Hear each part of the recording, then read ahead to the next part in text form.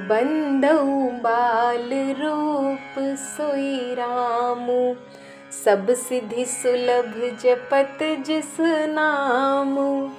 सभी भक्तों को जय श्री राम। विजय एकादशी की हार्दिक शुभकामनाएं। तो कपटी मुनि राजा से कह रहा है कि तप ही के बल से रुद्र संहार करते हैं। संसार में कोई ऐसी वस्तु नहीं जो तप से न मिल सके। यह सुनकर राजा को बड़ा अनुराग हुआ। तब वह पुरानी कथाएं कहने लगा। कर्म धर्म और अनेकों प्रकार के इतिहास कहकर वह वैराग्य और ज्ञान का निरूपण करने लगा। सृष्टि की उत्पत्ति, पालन और संहार की अपार आश्चर्य भरी कथाएं उसने विस्तार से कही। राजा सुनकर उस तपस्वी के वश में हो गया और तब वह उसने अपना नाम बताने लगा। राजा अपना नाम बताने लगा। तपस्वी ने कहा, राजन, मैं तुमको जानता हूँ, तुमने कपट किया है, वह मुझे अच्छा नहीं लगा। हे राजन सुनो, ऐसी नीति है कि राजा लोग जहाँ जहाँ अपना नाम नहीं कहते, तुम्हारी वही चतुराई समझकर तुम पर मेरा बड़ा प्रेम हो गया। तुम्हारा नाम प्रताप भानु है। महाराज सत्यकेतु तुम्हारे पिता थे। हे राजन, गुरु की कृपा से मैं सब जानता हूँ। हे तात, तुम्हारा स्वाभाविक सीधापन, प्रेम, विश्वास और नीति में निपुणता देखकर मेरे मन में तुम्हारे ऊपर बड़ी ममता उत्पन्न हो गई। इसलिए मैं तुम्हारे पूछने पर अपनी कथा कहता हूँ। अब मैं प्रसन्न हूँ, इसमें संदेह न है। हे राजन, जो मन को भावे वही मांग लो। सुंदर प्रिय वचन सुनकर राजा हर्षित हो गया और पैर पकड़कर उसने बहुत प्रकार से विनती की। हे दया सागर मुनि, आपके दर्शन से ही चारों पदार्थ मेरी मुट्ठी में आ गए। तो भी स्वामी को प्रसन्न देखकर मैं यह दुर्लभ वर मांगकर शोक रहित हो जाऊं। मेरा शरीर वृद्धावस्था, मृत्यु और दुख से रहित हो जाए। मुझे युद्ध में कोई जीत न सके और पृथ्वी पर मेरा 100 कल्प तक एक कंठक राज्य हो। तपस्वी ने कहा, हे राजन, ऐसा ही हो, पर एक बात कठिन है, उसे भी सुन लो। हे पृथ्वी के स्वामी, केवल ब्राह्मण कुल को छोड़कर काल भी तुम्हारे चरणों पर सिर नवाएगा। तप के बल से ब्राह्मण सदा बलवान रहते हैं। उनके क्रोध से रक्षा करने वाला कोई नहीं है। हे नरपति, यदि तुम ब्राह्मणों को वश में कर लो तो ब्रह्मा, विष्णु और महेश भी तुम्हारे अधीन हो जाएंगे। ब्राह्मण कुल से और जबरदस्ती नहीं की जा सकती, जोर जबरदस्ती नहीं की जा सकती। मैं दोनों भुजा उठाकर सत्य कहता हूँ। हे राजन सुनो, ब्राह्मणों के शाप बिना तुम्हारा नाश किसी काल में नहीं होगा। राजा उसके वचन सुनकर बड़ा प्रसन्न हुआ और कहने लगा, हे स्वामी, मेरा नाश अब नहीं होगा। हे कृपा निधान प्रभु, आपकी कृपा से मेरा सब कल्याण ही होगा। एवमस्तु, ऐसा ही हो, कहकर वह कुटिल कपटी मुनि फिर बोला, तुम मेरे मिलने तथा अपने राह भूल जाने की बात किसी से कह दोगे तो तुम्हारा दोष नहीं। हे राजन, मैं तुमको इसलिए मना करता हूँ कि इस प्रसंग को कहने से तुम्हारी बड़ी हानि होगी। छठे कान में यह बात पड़ते ही तुम्हारा नाश हो जाएगा। मेरा यह वचन सत्य जानना। हे प्रताप भानु सुनो, इस बात के प्रकट करने से अथवा ब्राह्मणों के शाप से तुम्हारा नाश होगा और किसी उपाय से, चाहे ब्रह्मा और शंकर भी मन में क्रोध करें, तुम्हारी मृत्यु नहीं होगी। राजा ने मुनि के चरण पकड़कर कहा कि हे स्वामी, सत्य ही है। ब्राह्मण और गुरु के क्रोध से कहिए कौन रक्षा कर सकता है। यदि ब्रह्मा जी क्रोध करें तो गुरु बचा लेते हैं, पर ब्रह्म क्रोध करे तो गुरु बचा लेते हैं। पर गुरु से विरोध करने पर जगत में कोई भी बचाने वाला नहीं है। यदि मैं आपके कथन के अनुसार नहीं चलूँगा तो मेरा नाश हो जाएगा। मुझे इसकी चिंता नहीं है। मेरा मन तो हे प्रभु एक ही डर से डर रहा है कि ब्राह्मणों का शाप बड़ा भयानक होता है। फिर ब्राह्मण किस प्रकार से वश में हो सकते हैं, कृपया ये बताइए।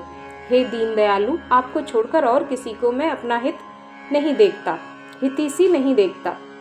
हे राजन सुनो, कपटी मुनि ने कहा, संसार में उपाय तो बहुत हैं, पर वे कष्ट साध्य हैं, बड़ी कठिनता से बनने में आते हैं और इस पर भी सिद्ध हो या न हो, उनकी सफलता निश्चित नहीं है। हाँ, पर एक उपाय सहज है, परंतु उसमें भी एक कठिनता है। हे राजन, वह युक्ति तो मेरे हाथ है, पर मेरा जाना तुम्हारे नगर में हो नहीं सकता। जब से पैदा हुआ हूँ तब से आज तक मैं किसी के घर अथवा गांव नहीं गया, परंतु नहीं जाता हूँ तो तुम्हारा काम बिगड़ता है। आज यह बड़ा असमंजस आ पड़ा है। यह सुनकर राजा कोमल वाणी से बोला, हे नाथ, वेदों में ऐसी नीति कही है कि बड़े लोग छोटों पर स्नेह करते हैं। पर्वत अपने सिरों पर सदा तृण घास को धारण किए रहते हैं। अगाध समुद्र अपने मस्तक पर फेन को धारण करता है और धरती अपने सिर पर सदा धूल को धारण किए रहती है। ऐसा कहकर राजा ने मुनि के चरण पकड़ लिए। हे स्वामी, कृपा कीजिए, आप संत हैं, दीन दयालु हैं। हे प्रभु, मेरे लिए इतना कष्ट सहिए। राजा को अपने अधीन जानकर कपटी प्रवीण तपस्वी बोला, हे राजन सुनो, मैं तुमसे सत्य कहता हूँ, जगत में मुझे कुछ भी दुर्लभ नहीं है। मैं तुम्हारा काम अवश्य करूँगा। तुम मन, वाणी और शरीर से मेरे भक्त हो, पर योग, युक्ति, तप और मंत्र का प्रभाव तभी फलीभूत होता है जब वे छिपाकर किए जाएं। हे नरपति, मैं यदि रसोई बनाऊं और तुम उसे परोसो और मुझे कोई मैं तुम्हारा काम अवश्य हूँ। हे नरपति, मैं यदि रसोई बनाऊं और तुम उसे परोसो और मुझे कोई जाने न पावे तो उस अन्न को जो खाएगा सो तुम्हारा आज्ञाकारी बन जाएगा। यही नहीं, भोजन करने वालों के घर भी जो कोई अन्न को खाएगा, सुनो, वह तो तुम्हारे अधीन ही हो जाएगा। हे राजन, जाकर यही उपाय करो और वर्ष भर का संकल्प कर लेना। नित्य नए 1,00,000 ब्राह्मणों को कुटुंब सहित निमंत्रण करना। मैं तुम्हारे संकल्प के साथ अर्थात 1 वर्ष तक प्रतिदिन भोजन बना दिया करूंगा। हे राजन, इस प्रकार बहुत ही थोड़े परिश्रम से सब ब्राह्मण तुम्हारे वश में हो जाएंगे। ब्राह्मण हवन, यज्ञ और सेवा पूजा करेंगे तो उस प्रसंग से देवता भी सहज ही वश में हो जाएंगे। मैं एक और पहचान तुमको बताए देता हूँ कि मैं इस रूप में कभी नहीं आऊँगा। हे राजन, मैं अपनी माया से तुम्हारे पुरोहित को हर लाऊंगा। तप के बल से उसे अपने समान बनाकर 1 वर्ष तक यहाँ रखूंगा। और हे राजन सुनो, मैं उसका रूप बनाकर सब प्रकार से तुम्हारा काम सिद्ध करूंगा। हे राजन, रात बहुत बीत गई, अब तुम सो जाओ। आज से 3रे दिन मुझसे तुम्हारी भेंट होगी। तप के बल से मैं घोड़े सहित तुमको सोते ही मैं घर पहुंचा दूंगा। मैं वही वेश धरकर आऊंगा जब एकांत में तुमको बुलाकर सब कथा सुनाऊंगा, तब तुम मुझे पहचान लेना। राजा ने आज्ञा मानकर शयन किया और वह कपट ज्ञानी आसन पर जा बैठा। राजा थका था, खूब गहरी नींद आ गई, पर वह कपटी कैसे सोता, उसे तो बहुत चिंता हो रही थी। उसी समय वहां कालकेतु राक्षस आया, जिसने सुअर बनकर राजा को भटकाया था। वह तपस्वी राजा का बड़ा मित्र था और खूब छल प्रपंच जानता था। उसके 100 पुत्र और 10 भाई थे, जो बड़े ही दुष्ट, किसी से न जीत जाने वाले और देवताओं को दुख देने वाले थे। ब्राह्मणों, संतों और देवताओं को दुखी देखकर राजा ने उन सबको पहले ही युद्ध में मार डाला था। उस दुष्ट ने पिछला वैर याद करके तपस्वी राजा से मिलकर सलाह विचारी, षड्यंत्र किया और जिस प्रकार शत्रु का नाश हो वही उपाय रचा। भावीवश राजा कुछ भी न समझ सका। तेजस्वी शत्रु अकेला भी हो तो भी उसे छोटा नहीं समझना चाहिए। जिसका सिर मात्र बचा था वह राहु आज तक सूर्य चंद्रमा को दुख देता है। तपस्वी राजा अपने मित्र को देखकर प्रसन्न हो उठकर मिला और सुखी हुआ। उसने मित्र को सब कथा सुनाई। तब राक्षस आनंदित होकर बोला, हे राजन सुनो, जब तुमने मेरे कहने के अनुसार काम कर लिया तो अब मैंने शत्रु को काबू में कर ही लिया। तुम अब चिंता त्याग सो रहो। विधाता ने बिना ही दवा के रोग दूर कर दिया। कुल सहित शत्रु को जड़ मूल से उखाड़ बहार कर 4थे दिन में तुमसे आ मिलूंगा। तपस्वी राजा को खूब दिलासा देकर वह मायामयी और अत्यंत क्रोधी राक्षस चला। उसने प्रताप भानु राजा को घोड़े सहित क्षण भर में घर पहुंचा दिया। राजा को रानी के पास सुलाकर घोड़े को अच्छी तरह से घुड़साल में बांध दिया। फिर वह राजा के पुरोहित को उठा ले गया और माया से उसकी बुद्धि को भ्रम में डालकर उसे पहाड़ की खोर में ला रखा। वह आप पुरोहित रूप बनाकर उसकी सुंदर सेज पर जा लेटा। राजा सवेरा होने से पहले ही जागा और अपना घर देखकर उसने बड़ा ही आश्चर्य माना।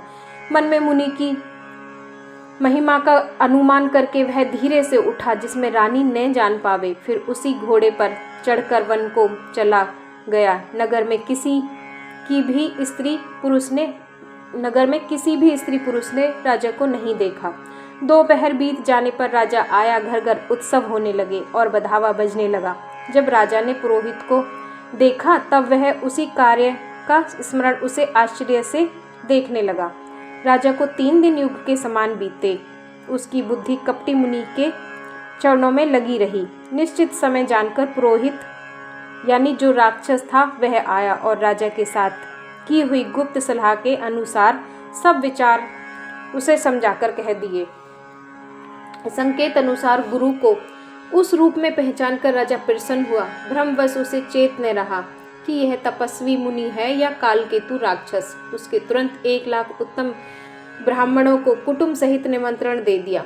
पुरोहित ने 6 रस और 4 प्रकार के यानी उस राक्षस ने 6 रस और 4 प्रकार के भोजन जैसा कि वेदों में वर्णन है बनाए। उसने मायामयी रसोई तैयार की और इतने व्यंजन बनाए कि जिन्हें कोई नहीं गिन सकता। अनेक प्रकार के पशुओं का मांस पकाया। उसमें उस दुष्ट ने ब्राह्मणों का मांस मिला दिया। सब ब्राह्मणों को भोजन के लिए बुलाया और चरण धोकर आदर सहित बैठाया। ज्यों ही राजा परोसने लगा उसी काल आकाशवाणी हुई, हे ब्राह्मणों, उठ उठकर अपने घर जाओ।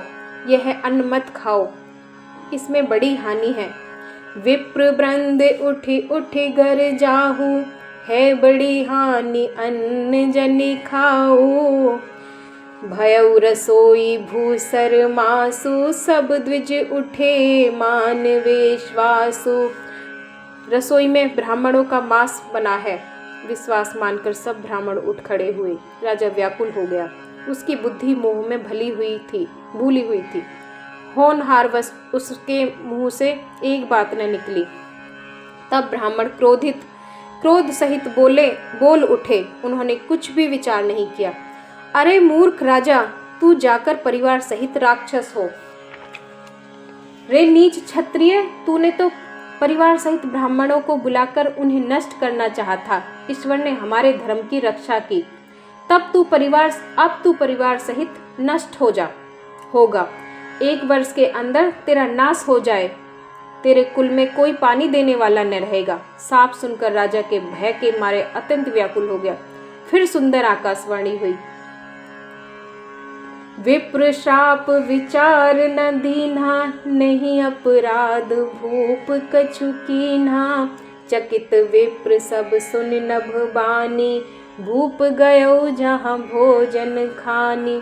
हे ब्राह्मणों, तुमने विचार कर श्राप नहीं दिया। राजा ने कुछ भी अपराध नहीं किया। आकाशवाणी सुनकर सब ब्राह्मण चकित हो गए। तब राजा वहां गया जहां भोजन बना था। देखा तो वहां न भोजन था न रसोइया ब्राह्मण ही था। तब राजा मन में अपनी अपार चिंता करता हुआ लौटा।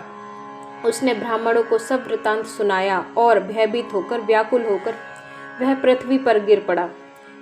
हे राजन, यद्यपि तुम्हारा दोष नहीं है तो भी होनिहार जो है वो नहीं मिट सकती। ब्राह्मणों का शाप बहुत ही भयानक होता है। यह किसी तरह भी टाले नहीं टल सकता। ऐसा कहकर सब ब्राह्मण चले गए। नगर वासियों ने यह समाचार पाया तो वो चिंता करने और विधाता को दोष देने लगे। जिसने हंस बनाते बनाते कौवा कर दिया, ऐसी पुण्यात्मा राजा को देवता बनाना चाहिए था, सो राक्षस बना दिया। पुरोहित को उसके घर पहुंचाकर असुर कालकेतु ने तपस्वी को खबर दी।